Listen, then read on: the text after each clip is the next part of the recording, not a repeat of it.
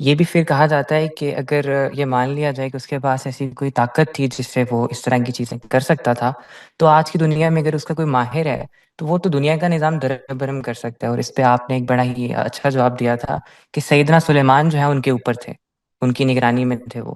پر اگر کوئی بندہ آج کے دور میں علم سیکھ لیتا ہے اور وہ اسلام سے بھی وابستہ نہیں ہے، جیسے آپ فرماتے ہیں کہ اس کا دین سے کوئی تعلق نہیں ہے، یہ کسی بھی مذہب کا لوگ سیکھ سکتے ہیں، تو اس کو کیسے دیکھیں گے؟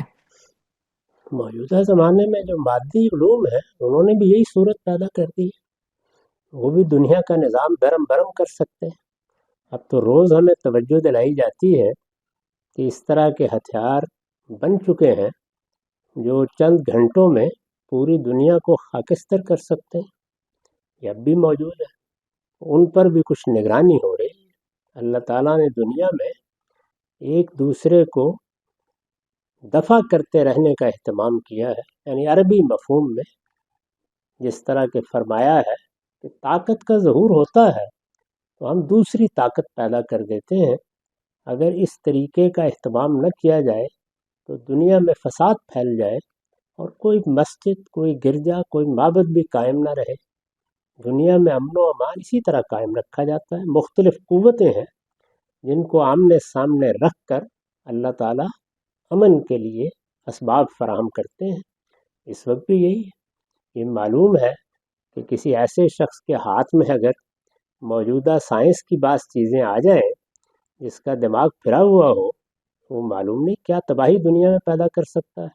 یہ آپ کے علم میں ہے کہ ایک بڑا مسئلہ پچھلے دنوں یہ رہا ہے، پچھلے چند برسوں میں، کہ وہ جماعتیں یا وہ گروہ جو اس وقت دہشت گردی کے ذریعے سے اپنے مقاصد حاصل کرنے کی کوشش کر رہے ہیں، کہیں کوئی چیز ان کے ہاتھ نہ لگ جائے، اور اس کو بعض اوقات بعض تعبیرات مثلا ڈرٹی بم یا اس طرح کی اصطلاحات میں بھی بیان کیا جاتا ہے۔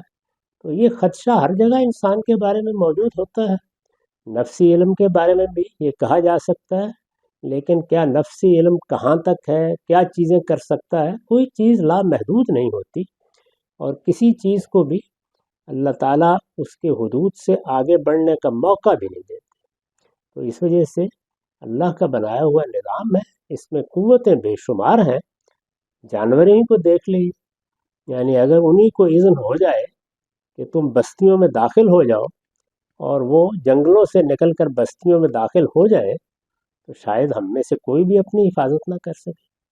تو یہ سب چیزیں دنیا میں اسی طریقے سے ہیں، ان میں اللہ پروردگار عالم کی طرف سے کبھی اسباب میں اور کبھی اس کے الہام میں یہ اہتمام رہتا ہے کہ فساد کو اس دائرے میں رکھا جائے، اطلاع کے لیے جس دائرے میں اس کا رکھنا ضروری ہے۔